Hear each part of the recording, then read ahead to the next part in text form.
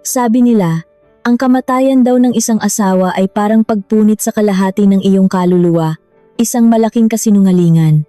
Nang malagutan ng hininga si Arturo matapos ang 3 taong pakikipaglaban sa cancer, hindi kalungkutan ang pumuno sa aking dibdib kundi isang napakalalim, napakaluwag na paghinga.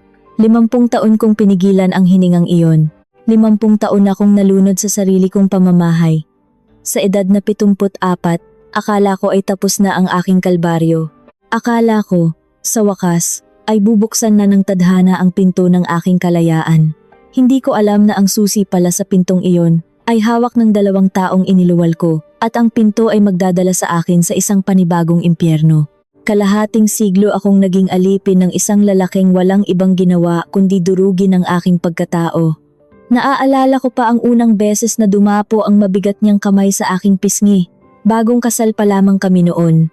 Nagluto ako ng sinigang. Ang paborito niya, ngunit kulang daw sa asim. Isang simpleng pagkakamali na sinuklian niya ng pagbato ng mainit na sabaw sa aking harapan. Ang tunog ng nabasag na mangkok ay sumabay sa pagkabiyak ng aking mga pangarap. Ramdam ko pa rin ang init ng sabaw na tumalsik sa aking balat, pero mas masakit ang mga salitang lumabas sa kanyang bibig. Walang kwenta, tanga, pabigat. Gabi-gabi akong umiiyak sa madilim na sulok ng aming maliit na kwarto. Yakap ang aking mga tuhod habang siya ay mahimbing na natutulog, amoy alak at walang pakialam sa mundong sinira niya. Minsan, umuwi ako sa aking ina, umiiyak, nagmamakaawa na kupkupin niya ako muli. Ipinakita ko ang mga pasa sa aking braso na kulay talong at nangingitim. Ngunit ang sagot ng sarili kong ina ay nagbaon sa akin ng mas malalim sa hukay. Magtiis ka, Carmela. Babae ka. Ganyan talaga ang mga lalaki, kailangan lang ng mahabang pasensya. Kapag iniwan mo ang asawa mo, ikaw ang magiging kahiya-hiya, kaya umuwi ako. Pinunasan ko ang aking mga luha at ibinaon sa limot ang sarili kong kaligayahan. Naniwala ako na ito na ang krus na kailangan kong pasaning hanggang sa dulo ng aking buhay. Dumating ang aming mga anak na sina Susan at Shirley. Sila ang naging mundo ko. Tuwing nagwawala si Arturo, itinatago ko sila sa loob ng aparador. Tinatakpan ko ang kanilang mga tainga habang sinasalo ko ang bawat sampal at suntok na sana ay tatama sa kanila. Ipinangako ko sa sarili ko na hindi nila mararanasan ang sakit na pinagdadaanan ko. Ibinigay ko ang lahat. Nagtinda ako ng mga kakanin sa palengke ng palihim para lang may maibigay na baon sa kanila dahil ang buong sahod ni Arturo ay nauubos sa sugal at inom. Pinalaki ko sila ng may buong pagmamahal. Umaasang pagdating ng araw, sila ang magiging kakampi ko. Sila ang mag-aahon sa akin. Ngunit habang lumalaki sila, nakita ko kung paano unti-unting lumalamig ang kanilang pakikitungo sa akin. Natuto silang gayahin ang kawalang galang ng kanilang ama. Nawala ang kanilang paggalang sa inang walang ginawa, kundi umiyak at magtiis. Sa kanilang mga mata, hindi ako isang bayani na nagprotekta sa kanila. Isa lamang akong mahinang babae na walang boses. Nang umalis sila upang magtayo ng sariling pamilya, naiwan akong mag-isa sa puder ng halimaw. Mas lalong naging malupit si Arturo nang tumanda siya. Ang mga mura niya ay naging mas malutong. Ang kanyang mga pangangailangan ay naging mas mahirap punan. Hanggang sa dumating ang araw na hindi niya maibangon ang sarili niya mula sa kama. Naninilaw ang kanyang mga mata, bumagsak ang kanyang timbang, at walang tigil ang kanyang pag-inda sa sakit ng tiyan. Cancer. Kumalat na sa kanyang atay at bituka. Nang pakinggan ko ang paliwanag ng doktor, nakita ko kung paano gumuho ang mundo ng lalaking kinatatakutan ko. Ang lalaking boses higante ay biglang naging isang kaawa-awang nilalang na nanginginig sa takot. Hindi ko itatanggi. Sa isang madilim na bahagi ng aking isipan, nakaramdam ako ng kagalakan. Karma. Ito ang parusa ng langit sa lahat ng luhang pinatak niya mula sa aking mga mata. Ngunit bilang isang asawa na naig ang aking obligasyon, 3 taon. 3 taong parang isang mahabang bangungot ang pag-aalaga sa kanya. Nalagas ang kanyang buhok, nanguluntoy ang kanyang balat, at naging kasing nipis ng papel ang kanyang katawan. Ako ang nagbabantay sa kanya araw at gabi. Nililinis ko ang kanyang mga suka, pinapalitan ko ang kanyang mga lampin, at sinusubuan ko siya ng lugaw na madalas ay iniluluwa niya rin dahil sa pait ng kanyang bibig. Sa mga panahong iyon, ilang beses kong tinawagan sina Susan at Shirley. Nagmakaawa ako na tulungan nila akong magbantay kahit isang gabi lang para makatulog ako ng maayos. Ang sagot nila, Busi kami ma. May trabaho kami. Hindi pwedeng iwan ang mga bata. Ni isang beses, hindi sila dumalaw. Ni isang sentimo, wala silang iniabot. Ako ang umako ng lahat ng pagod, puyat, at dusa. At nang tuluyan na siyang bawiin ng buhay, nandoon sila sa burol. Umiiyak ng malakas, nagpapahid ng mga luhang hindi ko alam kung saan nagmula, at nagpapakita sa mga bisita na sila ay mga ulirang anak na namatayan ng isang mapagmahal na ama. Gusto kong sumigaw. Gusto kong sabihin sa lahat ng nakikiramay na ang mga luhang iyon ay peke. Ngunit pinili kong manahimik. Pagod na ako. Ang tanging gusto ko na lamang ay matapos ang libing upang makabalik na ako sa aking tahimik na bahay at simulan ang panibagong yugto ng aking buhay. Kinabukasan matapos ang libing, sinimulan kong ligpitin ang mga gamit ni Arturo. Ang amoy ng kanyang sakit ay nanunuot pa rin sa mga dingding ng kwarto. Inilabas ko ang kanyang mga lumang damit, ang kanyang mga sapatos na matagal nang hindi nagagamit, habang hinahalughog ko ang pinakailalim na bahagi ng kanyang aparador. May nakapa akong isang matigas na kahon na nakabalot sa lumang dyaryo. Binuksan ko ito, at doon, natagpuan ko ang 5 libreta de bangko na nakapangalan sa kanya. Kumabog ng malakas ang aking dibdib. Nanginginig ang aking mga daliri habang binubuklat ang bawat pahina ng mga libreta. Nanlaki ang aking mga mata sa mga numerong nakaimprenta. 5 milyon, 4 na milyon, 8 milyon. Nang kumpyutahin ko ang lahat, umabot sa 20 milyong piso ang kabuuang pera niya sa bangko at 20 milyon. Napasandal ako sa aparador, hindi makahinga. Habang ako ay nagkukumahog magkasya ang barya sa palengke upang may maihain sa hapag, habang tinitiis ko ang sakit ng aking rayuma dahil walang pambili ng gamot, may nakatago pala siyang ganito kalaking halaga. Habang nagmamakaawa ako sa mga anak ko ng tulong pinansyal para sa ospital niya, may milyon-milyon pala siyang nakatago sa ilalim ng kanyang mga damit. Isang matinding galit ang sumiklab sa aking puso, ngunit agad din itong napawi at napalitan ng isang malapad at malamig na ngiti. Patay na siya. Sa akin mapupunta ang lahat ng ito. Ito ang bayad sa 50 taon ng pagiging alipin ko. Ito ang presyo ng aking mga luha, ng aking mga pasa, at ng aking kabataan.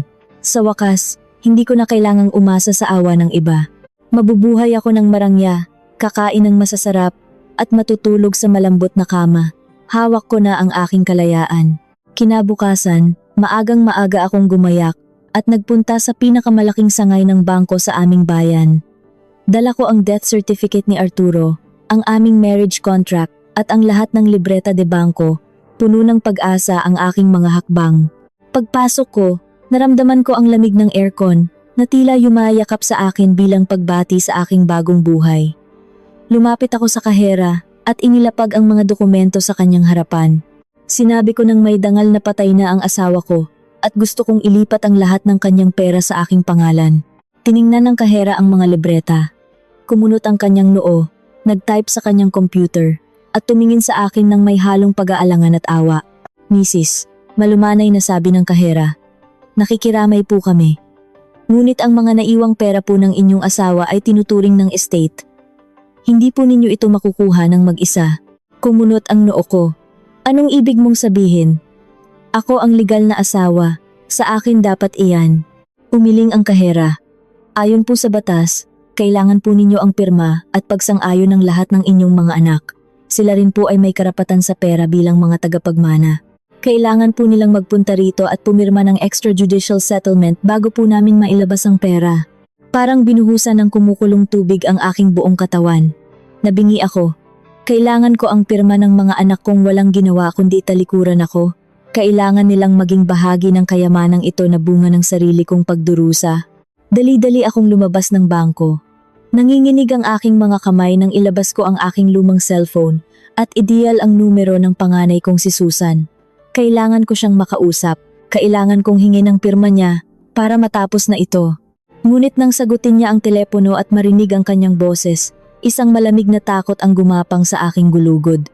Ano ang sasabihin ng anak kong sakim na tuluyang magpapadilim sa aking paningin at magbabaon sa akin sa isa na namang bangungot? Nanginginig ang aking mga kamay habang idinidikit ko ang malamig na cellphone sa aking tainga. Bawat pagring sa kabilang linya ay parang pagpukpok ng isang mabigat na martilyo sa aking dibdib. Nakatayo ako sa labas ng bangko, Pinagmamasdan ang mga sasakyang nagmamadaling dumaan sa mainit na kalsada. Ang sikat ng araw ay tumatagos sa aking manipis na blusa, ngunit ang nararamdaman ko lamang ay isang nakakapasong kaba, 3 ring, 4 na ring. Sa ika-5 ring sumagot si Susan. "Hello ma, bakit ka napatawag sa ganitong oras?" "Nasa kalagitnaan ako ng meeting," bungad niya. "Walang, kumusta ka na? Walang kumain ka na ba?" Ang boses niya ay puno ng pagkainip, isang pamilyar na tono na madalas kong marinig sa tuwing sinusubukan kong humingi ng tulong noong mga panahong naghihingalo pa ang kanyang ama. Napalunok ako, pilit tinutuyo ang aking lalamunan. "Susan, nandito ako sa bangko. Pumunta ako para ayusin sana ang mga naiwang account ng papa niyo. May nakita akong mga bankbook niya sa ilalim ng aparador. May dumaang ilang segundong katahimikan. Nawala ang ingay ng mga nag-uusap sa background niya, tila ba bigla siyang lumabas ng kwarto upang makinig ng mabuti. "Bankbook? Magkano ang naiwan ni Papa ma?" Ang boses niya na kanina ay nagmamadali at naiinis, ay biglang naging kalmado, malumanay, at nag-uumapaw sa pagkamausisa. Ang mabilis na pagbabagong iyon ay tila isang matalim na kutsilyo na humiwa sa aking huling pag-asa. Pera. Pera lang pala ang makakapagpatigil sa kanya. Hindi na mahalaga kung magkano, pilit kong pinatatag ang aking boses, pinipigilan ang luhang nagbabadyang tumulo. Ang mahalaga ay hindi ko makukuha ang pera nang wala kayo. Sabi ng bangko, kailangan daw ang pirma ninyong magkapatid bilang mga tagapagmana. Kailangan niyo raw pumunta rito para gumawa ng extrajudicial settlement. Kailangan ko ang perang iyon, Susan. Marami pa tayong utang sa ospital at kailangan ko ng pambili ng mga maintenance na gamot ko sa puso. Isang malamig na pagbuntong hininga ang sumagot sa akin. Hindi ito buntong hininga ng pag-aalala, kundi isang buntong hininga ng isang taong nagkukuwenta sa kanyang isipan. "Huwag mo munang galawin iyan, ma. Tatawagan ko si Shirley. Aalamin ko rin ang proseso sa mga kakilala ko. Pupunta kami dyan sa bahay sa linggo para pag-usapan nating iyan ng masinsinan." Ibaba ko na, babalik na ako sa meeting. At bago pa ako makasagot, naputol na ang linya. Isang nakakabinging tut-tut-tut ang naiwan sa aking pandinig. Ibinaba ko ang telepono at napapikit. Nakita ko sa aking isipan ang mukha ni Susan noong 7 taong gulang pa lamang siya. Naaalala ko ang mga gabing umiiyak ako sa kusina, matapos akong sampalin ni Arturo. Lalapit si Susan. Hahawakan ang aking mga pasa gamit ang kanyang maliliit na kamay at sasabihin, "Ma, kapag lumaki ako, bibilhan kita ng malaking bahay para hindi ka na umiyak." Saan na napunta ang batang iyon? Paano ngang inosenteng batang nangakong aayusin ang aking buhay ay naging isang malamig na estrangherong nag-aabang sa yaman ng kanyang yumaong ama? Siguro nga, ang lumaki sa isang bahay na puno ng poot at pagkamakasarili ay unti-unting lumason sa kanilang mga kaluluwa. Nakita nila kung paano ako naging basahan, kaya natuto silang umayon sa kapangyarihan ng pera at kalupitan para mabuhay. Lumipas ang 3 araw na tila isang buong dekada. Ang paghihintay sa pagdating ng linggo ay isang tahimik na pagdurusa. Mag-isa ako sa malaking bahay, palakad-lakad, hindi makatulog. Sa tuwing nakikita ko ang bakanteng silya ni Arturo, naaalala ko ang 20 milyon. 20 milyong piso na maaari sanang nagligtas sa akin mula sa pagiging alipin, ngunit ngayon ay naging isang malaking kadena na muling igagapos sa akin sa aking mga anak. Sanay na sanay ang katawan ko sa pag-aasikaso. Noong linggo ng umaga, nagising ako ng maaga upang magluto ng kaldereta, ang paborito nilang magkapatid. Gusto kong maniwala na baka sa pamamagitan ng isang masarap na hapagkainan, lalambot ang kanilang mga puso. Baka maawa sila sa akin at ibigay na lamang ang buong halaga ng walang laban. 3:00 ng hapon, nang makarinig ako ng busina ng sasakyan sa labas. Dumating na sila. Sumilip ako sa bintana at nakita ko ang magarang SUV ni Susan na pumarada sa aming tapat. Bumaba si Susan. Suot ang isang mamahaling bestida. May hawak na makapal na leather bag at nakasalamin ng maitim. Sumunod na bumaba si Shirley, ang bunso kong laging nakasunod sa anino ng kanyang ate. Iba ang itsura ni Shirley. Nakasuot siya ng maluwag na jacket kahit mainit ang panahon, at ang kanyang mga mata ay nakayuko, iniiwasan ang liwanag. May bakas ng matinding pagod sa kanyang mukha, at napansin ko ang bahagyang panginginig ng kanyang mga kamay habang isinasara ang pinto ng kotse. Binuksan ko ang pinto ng bahay. Pumasok sila na parang mga bisitang nanggaling sa malayong lugar, walang bakas ng pagkasabik. Hindi sila nagmano. Hindi nila ako niyakap. Dumiretso si Susan sa sala at iginala ang kanyang paningin. Tila nagtatasa kung magkano ang halaga ng mga lumang muebles na naiwan ni Arturo. Nagluto ako ng kaldereta. Mahina kong panimula. Pilit nang umingiti. Kumain muna tayo bago tayo mag-usap. Busog pa kami, ma. Nag-drive-thru kami bago pumunta rito. Matigas na sagot ni Susan. Umupo siya sa gitna ng mahabang sofa at inilapag ang kanyang bag sa mesa. Mula rito, naglabas siya ng isang asul na folder na puno ng mga dokumento. Umupo si Shirley sa kabilang dulo, tahimik, nakatingin lamang sa kanyang mga kuko. Lumapit ako at naupo sa kaharap nilang silya. Ang lamig ng atmosfera sa loob ng bahay ay mas matindi pa sa lamig ng bangko. Humugot ng malalim na hininga si Susan, inayos ang kanyang postura at tinitigan ako ng diretsyo sa mata. Ang tingin na iyon ay tingin ng isang negosyanteng handang makipagbakbakan para sa kanyang puhunan. Ma, dumiretso na tayo sa punto, panimula ni Susan. Pumunta ako sa isang kaibigang abogado pagkatapos mong tumawag. Pinaimbestigahan ko ang mga naiwang ari-arian ni Papa. Hindi lang pala 20 milyon sa bangko ang meron siya. May nakapangalan ding 2 titulo ng lupa sa probinsya. At may life insurance siya na hindi mo nabanggit sa akin. Nanlaki ang aking mga mata. Pinapaimbestigahan mo ang sarili mong ama? Ano ang gusto mong palabasin, Susan? Na nagtatago ako ng yaman sa inyo?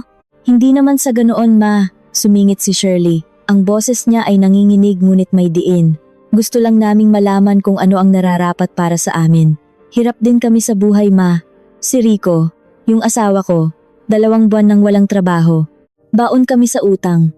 Si Ate Susan naman, malaki ang hinuhulugan sa bahay nila. Ayon sa batas, kami ay mga compulsory heirs. May karapatan kami sa kalahati ng lahat ng naiwan ni Papa. Gusto naming kunin ang parte namin. Pakiramdam ko ay biglang gumuho ang silyang inuupuan ko. Ang dugo sa aking katawan ay tila umakyat lahat sa aking ulo. Tiningnan ko silang dalawa, pilit na hinahanap ang aking mga anak. Ngunit ang nakikita ko lamang ay 2 anino ng kasakiman ni Arturo. Karapatan? Hindi ko na napigilan ang pagtaas ng aking boses. Napatayo ako, nanginginig ang buo kong katawan sa pinaghalong galit at matinding hinagpis.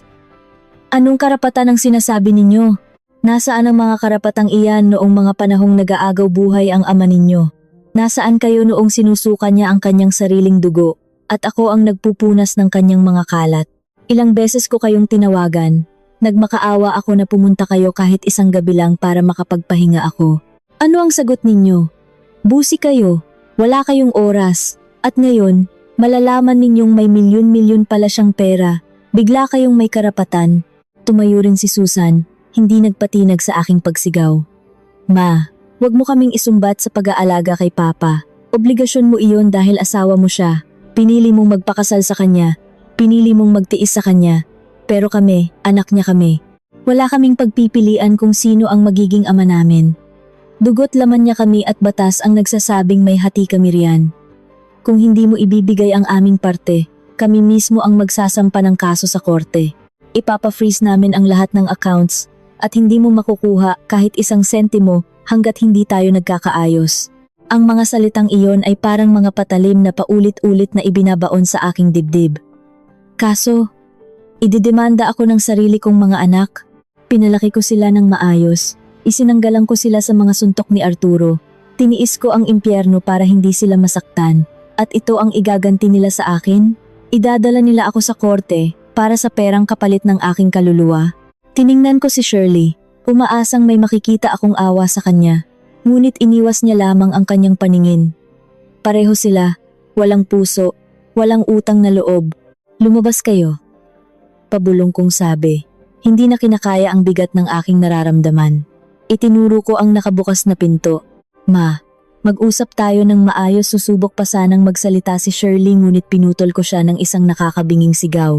Sabi ko lumabas kayo, mga sakim, wala kayong utang na loob, umalis kayo sa pamamahay ko at wag na kayong babalik. Bumuntong hininga si Susan nang may pagkaasar. Mabilis niyang isinara ang asul na folder at isinilid pabalik sa kanyang bag. Sinabihan niya si Shirley na tumayo na. Naglakad sila patungo sa pintuan, ngunit bago pa man tuluyang makalabas si Susan, huminto siya at dahan-dahang lumingon sa akin. Ang kanyang mga mata ay hindi nagpapakita ng galit, kundi isang napakalamig at napakatalim na pagbabanta. Sige ma, aalis kami, kalmadong sabi ni Susan. Isang manipis na ngiti ang sumilay sa kanyang mga labi. Pero bago ka magmatigas dyan, gusto ko lang ipaalala sa iyo ang isang bagay. Kung hindi mo ibibigay ng kusa ang pera namin, hindi lang kaso sa hatian ng yaman ang isasampa ko. Ipapalabas ko sa korte na dahil sa katandaan at sa trauma mo kay Papa, wala ka na sa tamang pag-iisip. Idedeklara kitang incompetent ma. At kapag nangyari iyon, hindi lang ang pera ni Papa ang mapupunta sa akin, kundi pati ikaw, ang bahay na ito, at lahat ng desisyon sa buhay mo ay ako ang hahawak. May ebidensya ako ma. Gusto mo bang malaman kung ano ang hawak ko laban sa iyo?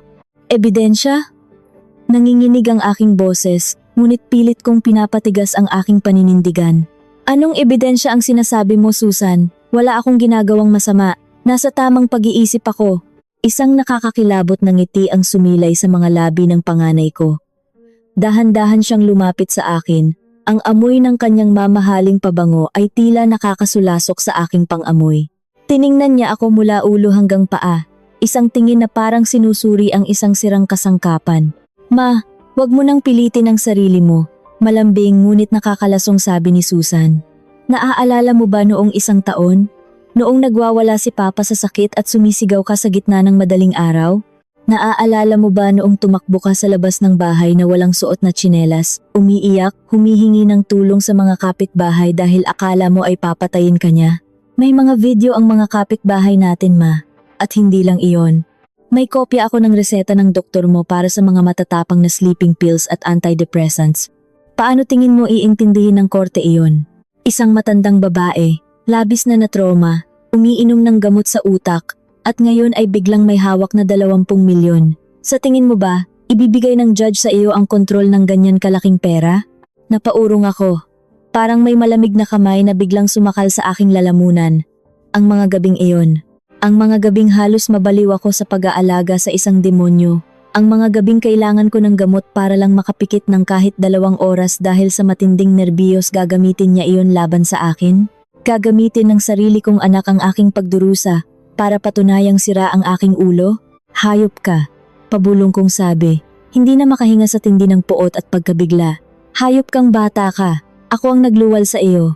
Ako ang nagsanggalang sa iyo sa ama mo. Batas lang ito ma. Negosyo, malamig na tugon ni Susan. Tinalikuran niya ako at naglakad palabas. Sumunod si Shirley, nakayuko pa rin, walang ni isang salitang binitawan upang ipagtanggol ang kanyang ina. Narinig ko ang pagbukas at pagsara ng pinto ng kanilang sasakyan. Umugong ang makina, at sa ilang sandali lamang, naiwan akong mag-isa sa loob ng tahimik at malaking bahay. Bumagsak ako sa sahig. Namimilipit sa sakit na walang anumang sugat na maipakita. Humagulgol ako ng napakalakas, isang iyak na nagmumula sa kailaliman ng aking kaluluwa. 50 taon. 50 taon akong tinawag na tanga at walang kwenta ng asawa ko. At ngayon, idedeklara akong baliw ng sarili kong mga anak para lang manakaw nila ang huling sentimo ng aking kalayaan. Ang 20 milyong piso na akala ko ay magliligtas sa akin ay siya palang maghuhukay ng aking libingan. Lumipas ang mga araw na parang ako ay isang multo sa sarili kong pamamahay. Hindi ako makakain, hindi ako makatulog. Sa tuwing pipikit ako, naririnig ko ang malamig na boses ni Susan. Nakikita ko ang sarili ko sa loob ng isang puting kwarto, nakakulong. Habang pinaghahati-hatian nila ang yaman na kapalit ng aking kabataan. Naging paranoid ako.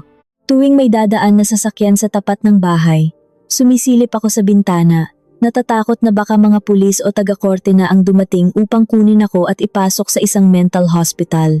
Dahil sa matinding takot at stress, nakalimutan kong inumin ang aking mga gamot sa puso. Tinipid ko ang natitira kong barya. Isang maaliwalas na Martes ng umaga, napagpasyahan kong maglakad papunta sa palengke upang bumili ng murang gulay. Kailangan kong magpakatatag.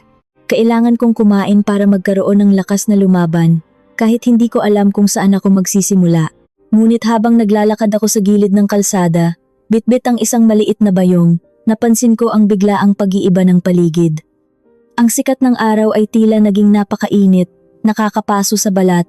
Ang ingay ng mga tricycle at nagtatawagang mga tindero ay unti-unting lumabo, parang nilulunod sa ilalim ng tubig. Huminto ako at napahawak sa isang poste ng kuryente. May isang napakabigat na bagay ang tila dumagan sa aking dibdib. Isang matinding paninikip, parang pinipiga ang aking puso ng isang dambuhalang kamay. Sinubukan kong huminga, ngunit walang hanging pumapasok sa aking mga baga. Nagsimulang gumapang ang manhid at masakit na pakiramdam mula sa aking dibdib papunta sa aking kaliwang balikat pababa sa aking braso. Tulong! Sinubukan kong sumigaw, ngunit isang mahinang bulong lamang ang lumabas sa aking namumutlang labi. Nagsimulang umikot ang aking paningin. Ang kulay asul na langit ay unti-unting naging itim. Naramdaman ko ang pagbagsak ng aking mga tuhod sa mainit na semento, ang pagtama ng aking balikat sa matigas na kalsada. May mga taong nagtatakbuhan papalapit sa akin. May mga sumisigaw, ngunit hindi ko na sila maaninag. Sa huling sandali ng aking kamalayan, isa lang ang naisip ko. Mamamatay na ba ako sa gilid ng kalsada na parang isang basahan, habang ang mga anak ko ay nagdiriwang sa kanilang tagumpay? Isang nakakapasong puting ilaw ang unang sumalubong sa aking pagmulat. Amoy alkohol at matapang na kemikal. May tumutunog na makina sa aking tabi, isang ritmikong beep, beep, beep, na sumasabay sa bawat mahinang pagtibok ng aking puso. May nakasuksok na tubo sa aking ilong, at ang aking mga braso ay puno ng mga karayom at dextrose. Nasa ospital ako, dahan-dahan kong iginalaw ang aking ulo. Nakita ko ang isang nurse na nag-aayos ng aking swero. Nang mapansin niyang gising na ako, agad siyang ngumiti ng tipid at tinawag ang doktor. Pumasok ang isang lalaking nakaputing coat, may hawak na chart. Mrs. Carmela, mabuti at gising na po kayo, malumanay na sabi ng doktor. Inatake po kayo sa puso, severe myocardial infarction. Mabuti na lang at may nagmagandang loob na isugod kayo rito agad. Kung nahuli po kayo ng 15 minutos, baka hindi na po kinaya ng katawan ninyo. Pilit kong binuka ang aking tuyong labi. Sino? Sino ang nagdala sa akin dito? Mga tricycle driver po dyan sa kanto ninyo, sagot ng nurse. Kagabi pa po namin tinatawagan ang mga anak ninyo mula sa contact sa cellphone ninyo. Mabuti na lang at dumating na sila kaninang madaling araw. Dumating sila. Nandito sina Susan at Shirley. Isang kakaibang init ang biglang bumalot sa aking nanlalamig na dibdib. Kahit papaano, sa kabila ng lahat ng masasakit na salita, nandoon pa rin ang ugnayan ng dugo. Nalaman nilang muntik na akong mamatay, at nagmadali silang pumunta. Baka ito na ang sandaling magpapabago sa kanilang mga puso. Baka ang makita akong nakahiga sa deathbed ang gigising sa kanilang konsensya. Nasaan? Nasaan sila? Bulong ko. Umaasang makikita ko ang kanilang mga mukha na puno ng luha at pag-aalala. Nasa labas po, kausap ang tagabiling natin. Papapasukin ko po, sabi ng nurse at naglakad palabas ng kwarto. Ilang minuto ang lumipas. Bumukas ang pinto. Pumasok si Susan at Shirley. Walang luha sa kanilang mga mata. Walang bakas ng gulat o takot. Sa halip, ang hawak ni Susan ay hindi bulaklak, hindi prutas, kundi isang makapal na brown envelope. Lumapit siya sa gilid ng aking kama. Hindi niya hinawakan ang aking kamay. Tiningnan niya ang mga makinang nakakabit sa akin bago ibinaling ang kanyang malamig na paningin sa aking mukha. Sabi ng doktor, kailangan mo raw ng operasyon angioplasty. Kailangan daw lagyan ng stent ang puso mo kasi barado na ang mga ugat, panimula ni Susan. Ang tono ay parang nagbabasa lamang ng isang ulat sa opisina. Aabutin ng halos kalahating milyon ang operasyon at gamot. Wala kaming ganyang kalaking pera ni Shirley. Napakurap ako, ang hirap huminga, hindi lang dahil sa sakit ng aking puso, kundi dahil sa hapdi ng kanyang mga salita. Binuksan ni Susan ang brown envelope at inilabas ang isang pamilyar na asul na folder, ang extrajudicial settlement. Inilapag niya ito sa ibabaw ng aking dibdib, eksakto sa itaas ng pusong naghihingalo. Naglabas siya ng isang itim na ballpen mula sa kanyang bag. May solusyon tayo dyan, ma. Madiin na sabi ni Susan. Ang kanyang mukha ay lumapit sa akin, tila isang anino ng kamatayan. Pirmahan mo ito. Ibigay mo sa amin ang legal na karapatan sa pera ni Papa ngayon din.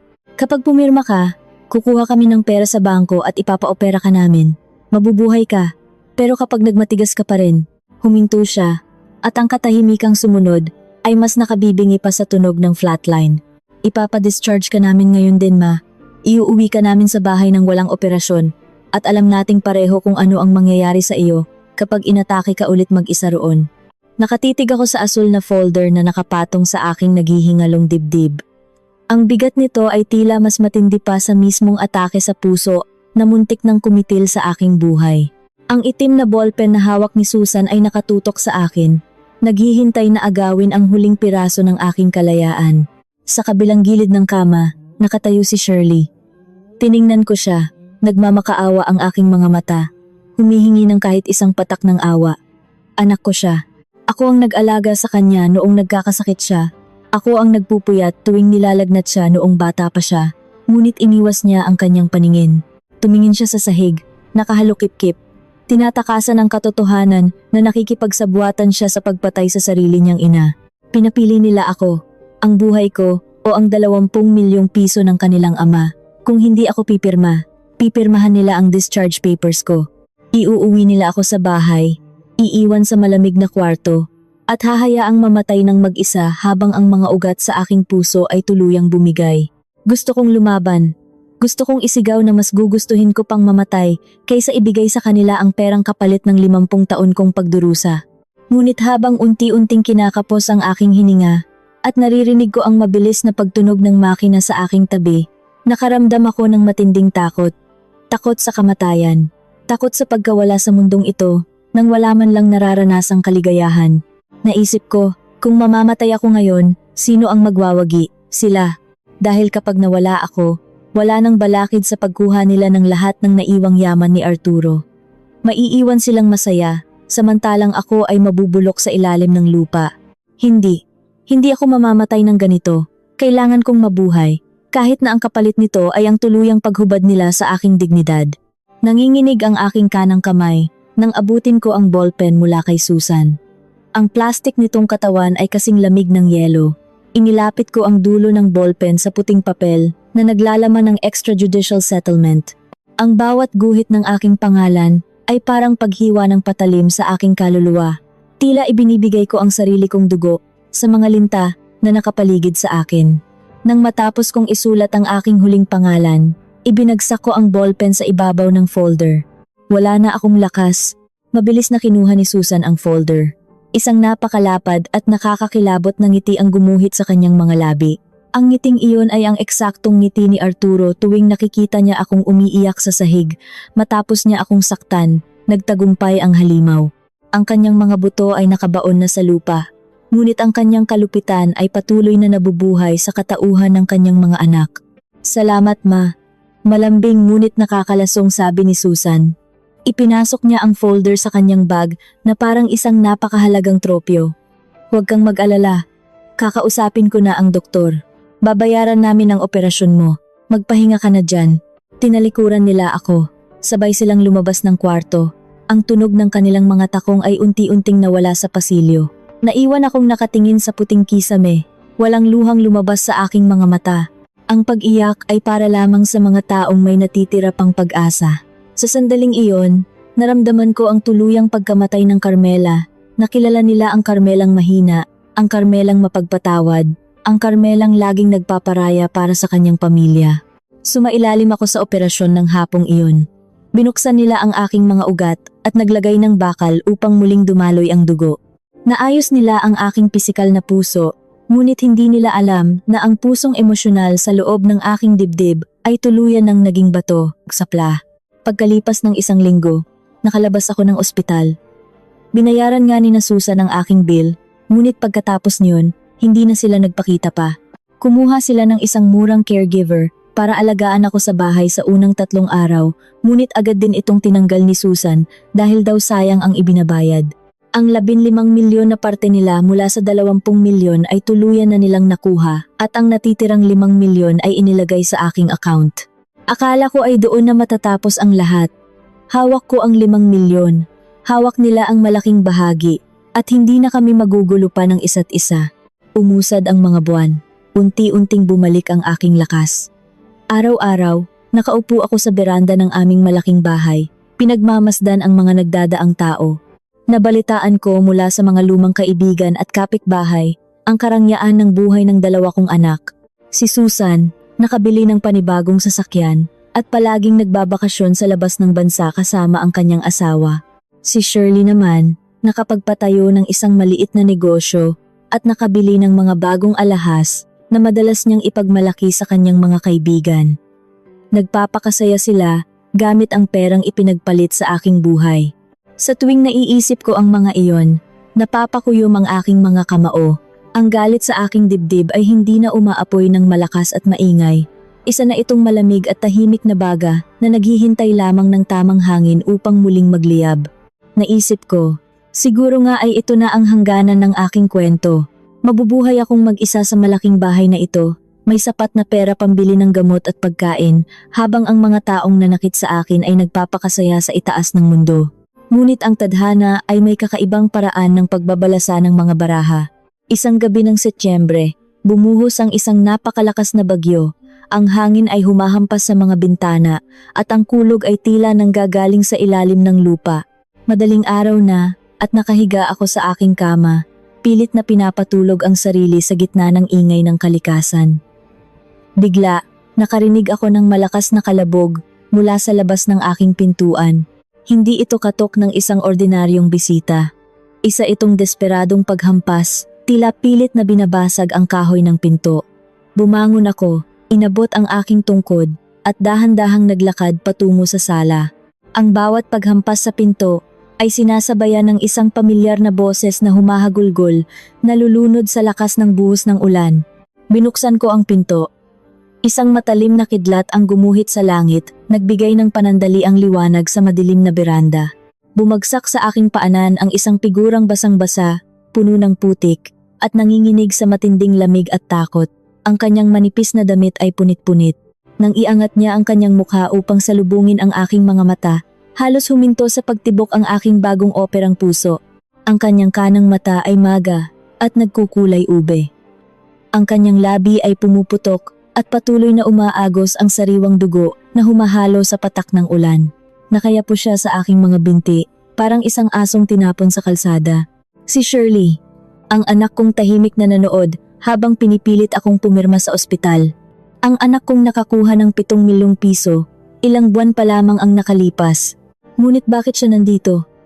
Dugo ang nagmamakaawa sa kalagitnaan ng gabi, at anong uring impyerno ang sumira sa kayamanang inaakala niyang magbibigay sa kanya ng habambuhay na kaligayahan. Nakatayo ako sa pintuan, hawak ang malamig na doorknob, habang ang malakas na ihip ng hangin ay nagpapasok ng ulan sa aming sala. Pinagmamasdan ko ang anak kong si Shirley na nakaluhod sa basang semento. Ang kanyang mukha, na dati ay puno ng pagmamataas at kasakiman noong pilitin niya akong pumirma sa ospital, ngayon ay basag, duguan, at nakakaawa. Ang kanyang mga luha ay humahalo sa patak ng ulan, at ang kanyang panginginig ay tila umaabot hanggang sa kanyang mga buto. Sa isang kisap mata, bumalik sa aking isipan ang nakaraan. Nakita ko ang aking sarili sa kanya. Ilang beses ba akong lumuhod sa malamig na sahig pagkatapos akong saktan ni Arturo? Ilang beses ba akong nagmakaawa sa mga taong inaakala kong magliligtas sa akin, ngunit pinagtabuyan lamang ako? Ang mga pasa sa kanyang kanang mata at ang pumutok niyang labi ay eksaktong kopya ng mga sugat na matagal ko nang itinago sa ilalim ng aking mga lumang damit. Gusto kong isara ang pinto. Gusto kong sabihin sa kanya na ito ang kabayaran ng kanyang kawalang hiyaan. Gusto kong iparamdam sa kanya ang lamig ng pag-iisa na ipinaranas niya sa akin noong iniwan niya akong naghihingalo sa kama ng ospital. Ngunit gaano man katigas ang bato na bumalot sa aking puso, may isang maliit na bahagi pa rin nito na tumitibok bilang isang ina. Isang sumpa na hindi ko matakasan. Bumuntong hininga ako ng malalim, binuksan ng tuluyan ang pinto, at umatras. Pumasok ka bago ka tuluyang mamatay sa lamig. Gumapang si Shirley papasok ng bahay. Hindi siya makatayo ng tuwid. Inalalayan ko siya papunta sa lumang sofa, ang parehong sofa kung saan sila umupo ni Susan noong nagbabanta silang idedemanda ako. Kumuha ako ng malinis at tuyong tuwalya mula sa banyo at ibinalot ito sa kanyang nanginginig na balikat. Kumuha rin ako ng maligamgam na tubig at malinis na basahan upang punasan ang dugo sa kanyang mukha. Habang dahan-dahan kong nililinis ang kanyang mga sugat, napansin ko ang matinding panginginig ng kanyang mga labi. Hindi siya makatingin sa aking mga mata. Ma, patawarin mo ako ma. Garalgal niyang bulong, halos mabulunan sa sarili niyang mga hikbi. Sobra akong nagsisisi. Patawarin mo ako. Hindi ako kumibo. Patuloy lamang ako sa pagdampi ng basahan sa kanyang pisngi. Ang aking katawan ay gumagalaw upang alagaan siya. Ngunit ang aking isip at kaluluwa ay nananatiling manhid. Ano ang nangyari sa iyo, Shirley? Nasaan ang 7 milyong piso mo? Nasaan ang asawa mong ipinagmamalaki mo? Nang marinig niya ang pangalan ng kanyang asawa, mas lalong lumakas ang kanyang pag-iyak. Napayakap siya sa kanyang sariling tiyan, tila nararamdaman muli ang mga tadyak na natanggap niya. Wala na, ma. Wala na ang pera. Sagot niya sa pagitan ng mga paghikbi. Noong makuha namin ang 7 milyon, akala ko ay magbabago na ang buhay namin. Nagtayo ako ng maliit na negosyo, bumili kami ng mga bagong gamit. Pero nalaman ni Rico na may hawak akong ganoon kalaking halaga. Kinuha niya ang mga bankbook ko. Nalaman ko na lang na baon pala siya sa utang sa isang malaking sindikato ng sugal. Ipinambayad niya ang milyon-milyon para iligtas ang sarili niya. Nang kumprontahin ko siya at subukang itago ang natitirang pera, nagalit siya. Tiningnan niya ako. Ang kanyang natitirang bukas na mata ay puno ng matinding takot at pighati. Binugbog niya ako, ma. 2 araw niya akong ikinulong sa kwarto na walang pagkain. Sinampal niya ako, tinadyakan, hinampas ng sinturon. Kinuha niya ang lahat ng alahas ko, ang mga natitirang pera sa bag ko, at pinalayas niya ako. Sabi niya, papatayin niya ako kapag bumalik pa ako sa bahay namin. Napatigil ako sa pagpunas. Tinitigan ko siya ng matagal. Ang kayamanang iniwan ng isang halimaw na si Arturo ay hindi kailanman magdadala ng kapayapaan. Ang perang nanggaling sa pang-aabuso ay napunta lamang para waldasin ng isa ring mapang-abusong asawa. Isang napakapait na biro ng tadhana. Kinain sila ng sarili nilang kasakiman. Bakit dito ka pumunta? Malamig kong tanong. Ibinaba ko ang basahan sa mesa. Bakit hindi ka pumunta sa ate Susan mo? Pareho kayong may hawak ng pera. Pareho kayong nagtulungan para agawin ang buhay ko. Bakit hindi ka sa kanya humingi ng tulong?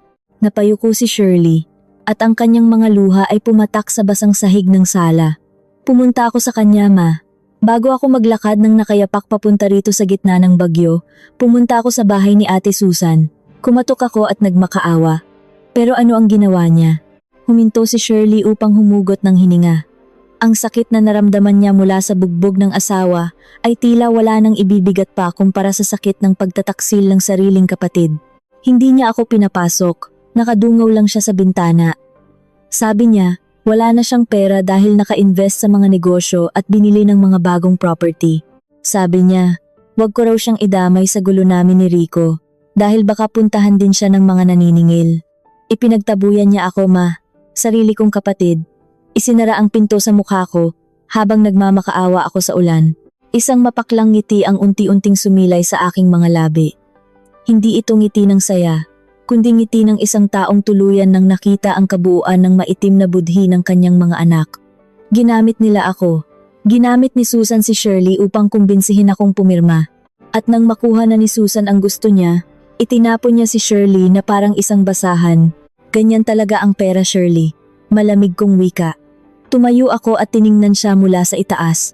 Kapag ang pundasyon ng yaman ay galing sa kasakiman at panlilinlang, asahan mo na wala itong idudulot kundi pagkawasak. Kinuha ninyo ang perang kapalit ng kaluluwa ko. Ngayon, binabayaran mo ang presyo nito. Ma, maawa ka sa akin. Gumapang si Shirley at hinawakan ang laylayan ng aking pantalon. Dito muna ako. Wala na akong ibang matatakbuhan. Babaguhin ko na ang buhay ko. Pangako. Pagsisilbihan kita. Tiningnan ko ang mga kamay niyang nakakapit sa akin. Ang mga kamay na hindi man lang humawak sa akin noong nasa ospital ako. Gusto ko sanang sabihin na maari siyang manatili, na pwede kaming magsimula muli kahit kaano kahirap. Ngunit bago pa ako makasagot, nakita ko ang biglaang pagbabago sa ekspresyon ng kanyang mukha. Mula sa pagiging kaawa-awa, napalitan ito ng matinding panlulumo at kaba, nang makarinig kami ng isang malakas at mahabang busina ng sasakyan mula sa labas ng aming gate. Hindi ito isang ordinaryong sasakyan. Huminto ang busina. Ngunit narinig ko ang pagbukas ng mabibigat na pinto ng isang van at ang mga yabag ng maraming sapatos na naglalakad sa basang semento papunta sa aming bakuran. Ang mga ilaw ng sasakyan ay tumatagos sa aming bintana, nagbibigay ng nakakakilabot na liwanag sa loob ng madilim na sala. Napasinghap si Shirley at nanlaki ang kanyang mga mata. Binitiwan niya ang aking pantalon at napaatras, nanginginig ang buong katawan na tila nakakita ng multo.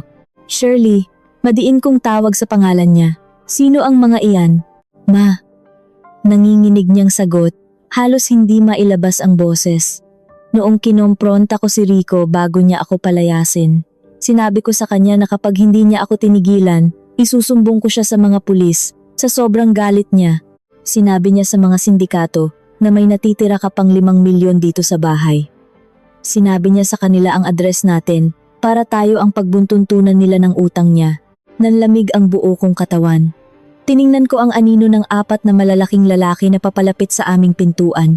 Ang anak na kinaawaan at pinapasok ko upang iligtas sa bagyo ay siya palang magdadala ng mismong kamatayan sa aking pamamahay. Sa gitna ng malakas na kulog at kidlat, narinig namin ang isang napakalakas na sipa na tuluyang sumira sa kandado ng aking pinto. Ang malakas na tunog ng pagkabiyak ng kahoy ay umalingaw-ngaw sa buong sala. Mas nakakabingi pa kaysa sa kulog na yumanig sa aming bubungan. Nakita ko kung paano lumipad ang mga piraso ng aming pintuan. Ang lumang kandado ay tuluyang bumigay sa matinding lakas ng sumipa rito. Pumasok ang malamig at marahas na hangin ng bagyo, kasabay ng 4 na naglalakihang lalaki na balot ng itim na jacket. Basang-basa sila. Ang kanilang mga sapatos ay nag-iiwan ng makapal na putik sa aking malinis na sahig. Ang amoy ng pinaghalong pawis, ulan, at murang tabako ay agad na nanuot sa aking pangamoy.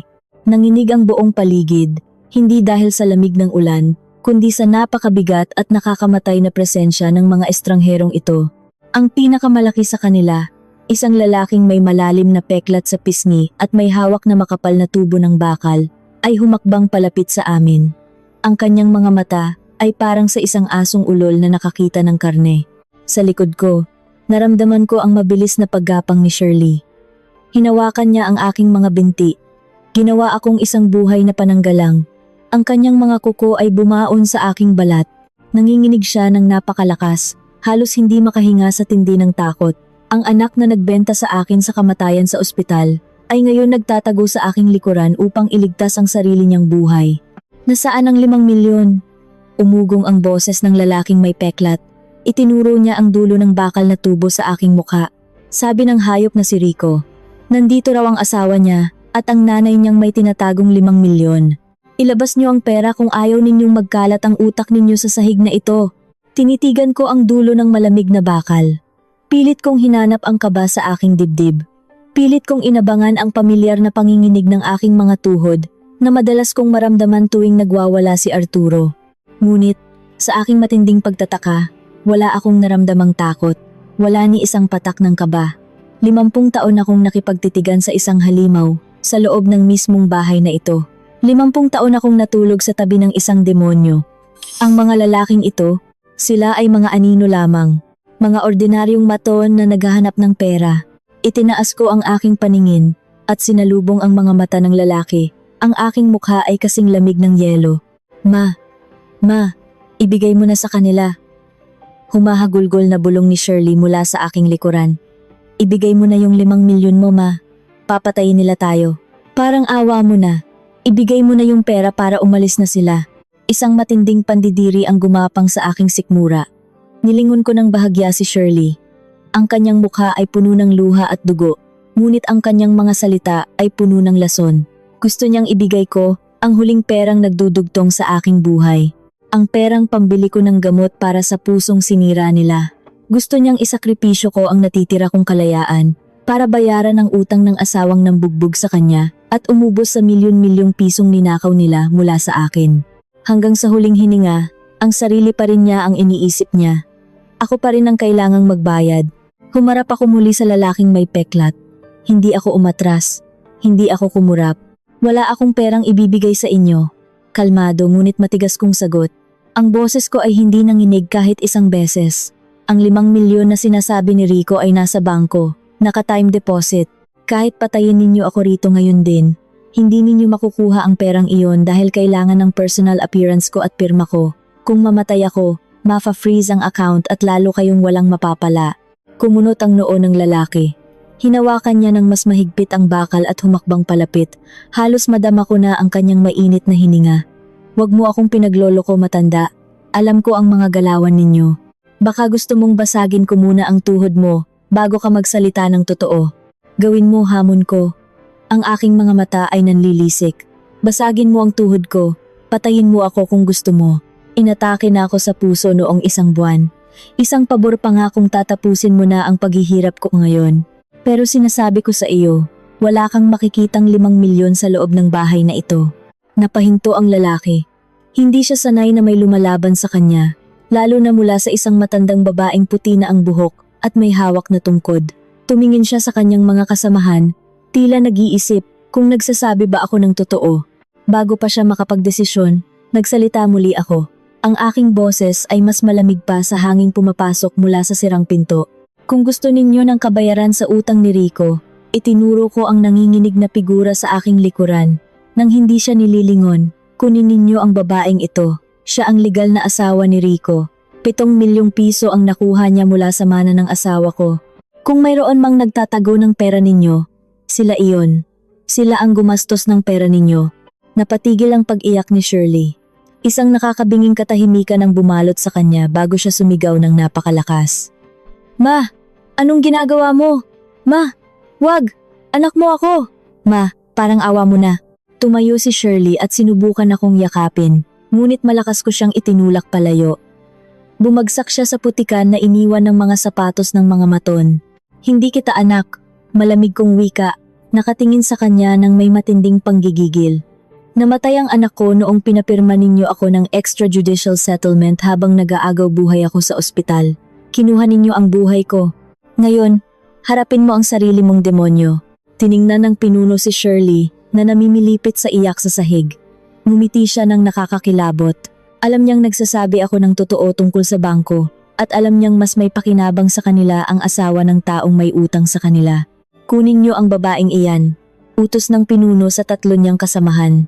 Walang pag-aatubili, lumapit ang 2 malalaking lalaki at hinawakan si Shirley sa magkabilang braso. Kinaladkad nila siya pataas. Nagpumiglas si Shirley, sumisigaw, nagmamakaawa. Ma, tulungan mo ako. Ma, babaguhin ko na ang buhay ko. Ma, ayokong sumama sa kanila. Papatayin nila ako, ma. Ang kanyang mga hiyaw ay pumunit sa katahimikan ng gabi. Umalingawgaw sa buong bahay na naging saksi sa lahat ng panlilinlang na ginawa niya. Inabot niya ang kanyang mga kamay sa akin. Ang kanyang dugoang mga daliri ay pilit na kumakawag sa hangin. Nanatili akong nakatayo na parang isang estatwa. Nakatingin lamang ako sa kanya habang kinakaladkad siya palabas ng aming pintuan, patungo sa naghihintay na madilim na van sa labas ng gate. Hindi ko ipinikit ang aking mga mata. Pinanood ko kung paano siya isinakay ng sapilitan, kung paano isinara ang mabigat na pinto ng sasakyan, at kung paano unti-unting lumayo ang van hanggang sa tuluyan itong lamunin ng dilim at malakas na buhos ng ulan. Naiwan akong mag-isa sa gitna ng sala. Ang pinto ay wasak. Ang sahig ay puno ng putik, tubig, at mga patak ng dugo ni Shirley. Ang lamig ng hangin ay patuloy na yumayakap sa akin, ngunit sa kauna-unahang pagkakataon, nakaramdam ako ng matinding kapayapaan. Isang malalim na paghinga ang pinakawalan ko. Ang isa sa mga aninong sumisira sa aking buhay ay tuluyan ng nawala, nilamon ng sarili nitong kasakiman. Kinabukasan, ipinaayos ko ang sirang pinto sa mga karpintero ng subdivision. Pinalitan ko ng mas matibay na bakal ang aking gate at nagpakabit ng mga security camera. Lumipas ang 3 araw, napanood ko sa lokal na balita ang isang ulat. Isang babae raw ang natagpuang walang malay sa isang madilim na eskinita sa kabilang bayan. Bugbog sarado, walang pagkakakilanlan, at kasalukuyang nasa kritikal na kondisyon sa pampublikong ospital dahil sa matinding pinsala sa ulo. Hindi ko na kailangang tingnan nang malapitan ang malabong litrato sa telebisyon para malaman kung sino iyon. Ipinikit ko ang aking mga mata at pinatay ang telebisyon. Ipinasa ko na siya sa kamay ng Diyos. Tapos na ang obligasyon ko sa kanya. Ngunit ang kwento ng aking paglaya ay hindi pa kumpleto. Naglakad ako patungo sa aking kwarto at binuksan ang maliit na vault sa loob ng aking aparador. Kinuha ko ang isang brown na sobre na naglalaman ng mga dokumentong inihanda ko bago pa man mangyari ang lahat ng gulong ito. Mga dokumentong legal. Si Shirley ay nakatanggap na ng kanyang parusa mula sa tadhana. Pero paano naman ang utak ng lahat ng ito? Paano naman si Susan na sadyang ipinagtabuyan ng sariling kapatid? At ngayon ay nagpapakasaya sa itaas ng kanyang kayamanan habang iniisip na nanalo siya sa laro ng buhay. Tinitigan ko ang pangalan ni Susan na nakasulat sa isa sa mga papel. Humugot ako ng isang malalim na hininga. Oras na para bisitahin ko ang panganay ko. Oras na para ipaalala sa kanya na ang inang idineklarang baliw at walang laban ay may natitira pang isang nakakamatay na baraha na sisira sa kanyang napaka-perpektong mundo. Ano ang nakasulat sa mga dokumentong hawak ko na tuluyang magpapabagsak sa kaharian ni Susan nang hindi man lang ako gumagamit ng dahas? Isang maaliwalas na umaga ang sumalubong sa akin paglabas ko ng bahay. Ang sikat ng araw ay tila naghuhugas sa mga natitirang bakas ng bagyo at ng karahasang naganap sa aking sala ilang gabi pa lamang ang nakalipas. Nakasakay ako sa likod ng isang taxi. Hawak ng mahigpit ang aking tungkod sa isang kamay at ang brown na sobre sa kabila. Habang binabagtas namin ang maluwag na kalsada papunta sa isang eksklusibong subdivision kung saan nakatira si Susan, hindi ko maiwasang balikan ang lahat ng nangyari. Ang anak na nagbenta sa akin sa ospital ay nakatira ngayon sa isang palasyong ipinatayo mula sa aking mga luha. Oras na para singilin ang huling utang. Huminto ang taxi sa tapat ng isang naglalakihang gate na yari sa asero. Isang napakalaki at modernong bahay ang nakatayo sa likod nito. May magagarang sasakyan na nakaparada sa garahe at may mga hardinerong abala sa pagdidilig ng mga mamahaling halaman. Ito ang buhay na binili ni Susan gamit ang perang ipinagpalit niya sa aking buhay. Bumaba ako ng taxi. Pinapasok ako ng guwardiya nang sabihin kong ako ang ina ng may-ari ng bahay. Ang bawat hakbang ko sa makinis at mamahaling bato ng kanilang bakuran ay mabigat. Ngunit ang aking isip ay kasing talim ng isang patalim na bagong hasa. Pinagbuksan ako ng isang unipormadong kasambahay at pinaupo sa isang napakalawak na sala. Halos manlamig ako sa lakas ng kanilang aircon. Ang mga kagamitan ay kumikislap sa karangyaan mga naglalakihang chandelier, pamahaling florera, at mga silyang galing payata sa ibang bansa. Ilang minuto lamang ang lumipas. Narinig ko ang mabilis at matalim na tunog ng mga takong na bumababa sa hagdanan. Si Susan, nakasuot ng isang eleganteng silk robe, ang kanyang buhok ay maayos na nakapuyod, at ang kanyang mga daliri ay puno ng kumikislap na alahas. Ngunit nang makita niya ako, ang kanyang mukha ay agad na nagpinta ng matinding pagkaasar. Wala na ang maamong mukha na ginamit niya noong pinapapirma niya ako. Ang kaharap ko ngayon ay ang tunay na Susan, isang babaeng nalunod sa sariling kasakiman. Anong ginagawa mo rito, ma? Malamig at matigas niyang bungad, hindi man lang lumapit upang humalik o magmano. Humalukip-kip siya at tiningnan ako mula ulo hanggang paa, tila nandidiri sa aking simpleng kasuotan. Akala ko ba nagkaintindihan na tayo sa ospital? Nakuha mo na ang 5 milyon mo. Nakuha na namin ang sa amin. Wala na tayong dapat pag-usapan pa. Hindi ako tumayo. Tumingala ako sa kanya. Ang aking mga mata ay walang ni isang bakas ng emosyon. Pumunta si Shirley sa bahay noong kasagsagan ng bagyo, Susan. Duguan, bugbog sarado.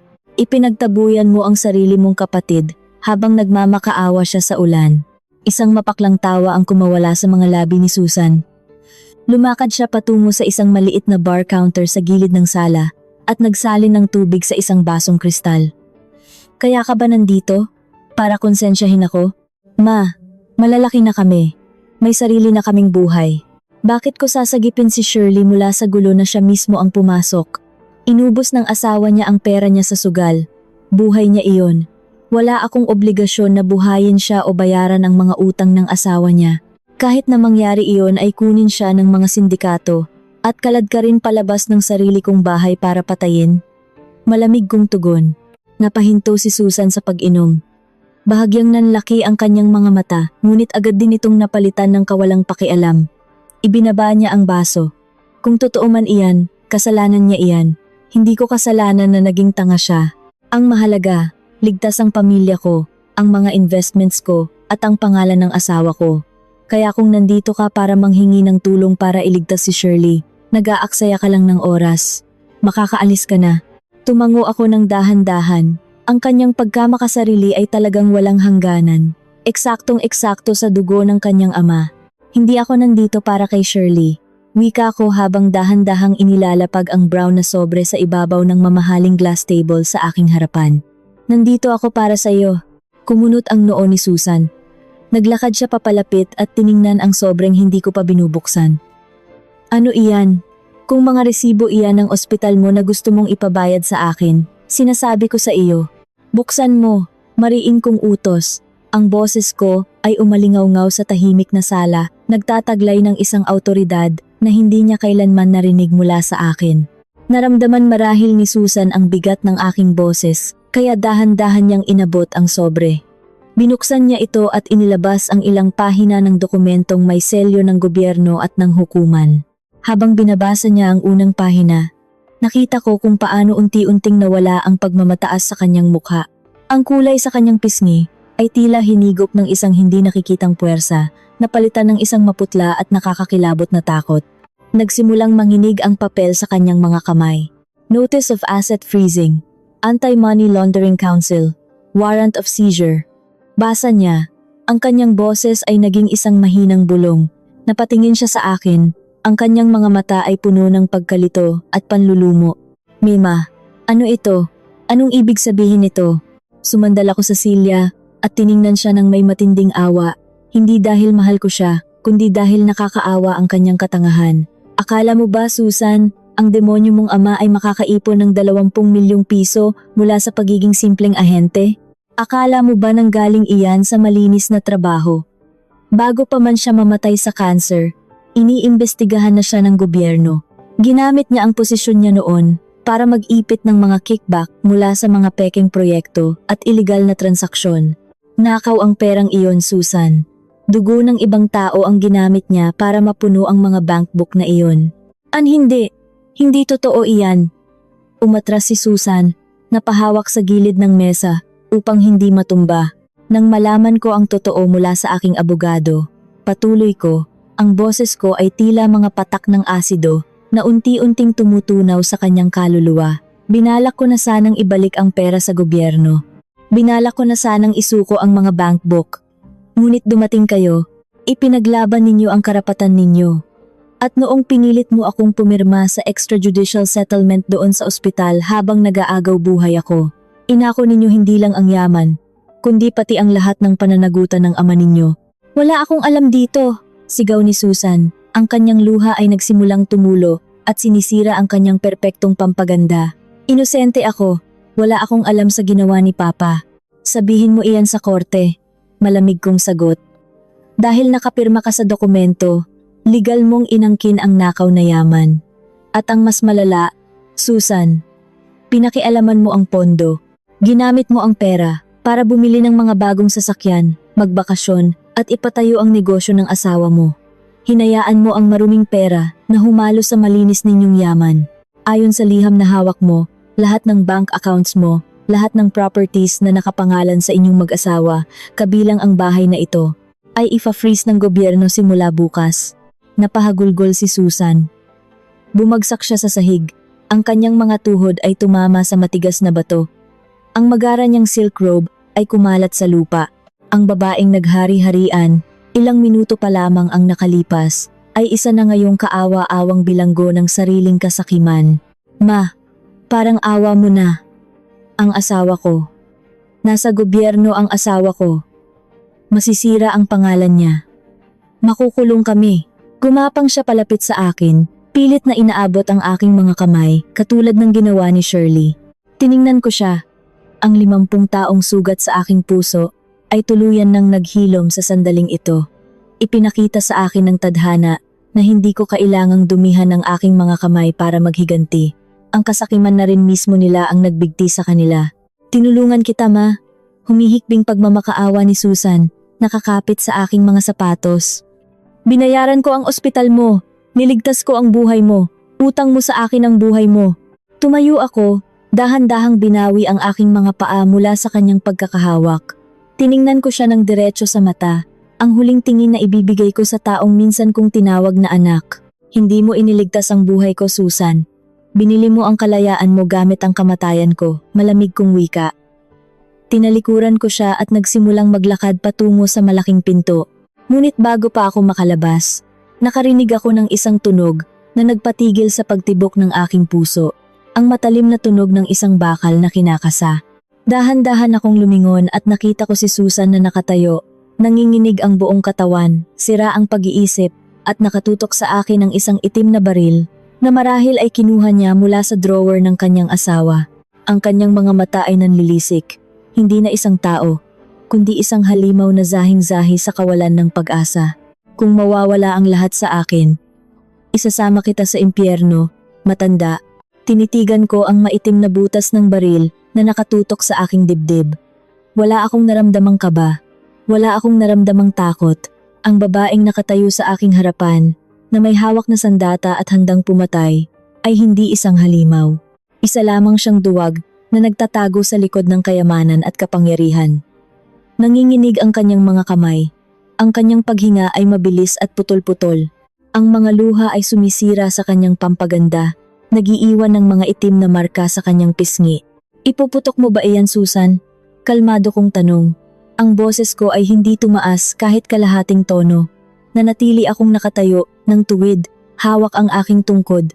Kung papatayin mo ako ngayon, mababalik ba ang mga pera mo? Maaalis ba ang selyo ng gobyerno sa mga bank accounts mo? Ang tanging mangyayari kapag kinalabit mo ang gatilyong iyan ay ang pagpapalit mo ng mamahaling damit para sa isang kahel na uniforme sa loob ng kulungan. Tumahimik ka! Sigaw niya. Ang boses ay nabasag sa matinding desperasyon. Kasalanan mo ang lahat ng ito. Kung namatay ka na lang sana sa ospital, hindi mangyayari ito. Hindi ko kasalanan na naging sakim ka, Susan. Sagot ko. Isang hakbang papalapit sa kanya. Mas lalong nanginig ang kanyang mga kamay. Hindi ko kasalanan na mas pinili mong nakawin ang buhay ko, kaysa tulungan ako, ang baril na iyan. Katulad iyan ng perang kinuha mo. Parehong may kapalit na dugo. Sige, iputok mo. Tapusin mo na ang buhay ko. Tutal, matagal na rin naman akong pinatay ng sarili kong pamilya. Tinitigan niya ako sa mata. Hinanap niya ang takot na madalas niyang makita sa akin noong bata pa siya. Ang takot na nakikita niya tuwing sinasaktan ako ng kanyang ama. Ngunit wala siyang nakita. Sa kauna-unahang pagkakataon, napagtanto niya na wala na siyang kontrol sa akin. Wala na siyang kapangyarihan. Dahan-dahang bumaba ang kanyang mga kamay. Nabitawan niya ang baril at lumikha ito ng isang mabigat na kalabog nang tumama sa mamahaling sahig ng kanyang sala. Bumagsak si Susan sa kanyang mga tuhod, tinakpan ang kanyang mukha at humagulgol ng napakalakas. Isang iyak ng tuluyang pagkatalo. Isang iyak ng taong nawalan ng kaluluwa at ngayon ay nawalan pa ng buong mundo. Sa mga sandaling iyon, nakarinig kami ng sunod-sunod na wangwang ng mga sasakyan mula sa labas ng kanyang mataas na gate. Hindi lang isa, kundi maraming sasakyan. Mga pulis at mga ahente ng gobyerno. Narinig mo ba iyon? Mahina akong wika, habang pinagmamasdan ang nagkakagulong mga kasambahay na sumisilip sa labas. Bago ako pumunta rito, dumaan ako sa istasyon. Dala ko ang mga kopya ng extrajudicial settlement na ipinilit mong pirmahan ko. Ibinigay ko sa kanila ang lahat ng ebidensya ng paglilipat mo ng pera ni Arturo sa sarili mong mga account. Dumating na sila, Susan. Dumating na sila para kunin ang lahat ng ipinagpalit mo sa aking buhay. Nanlaki ang mga mata ni Susan. Pilit siyang gumapang palapit sa akin. Inaabot ang aking mga sapatos. Ma, iligtas mo ako. Ma, ayokong makulong. Sabihin mo sa kanila na pinilit kita. Sabihin mo na ikaw ang may pakana. Ang kanyang huling mga salita ay nagpatunay lamang na hindi siya kailanman magbabago.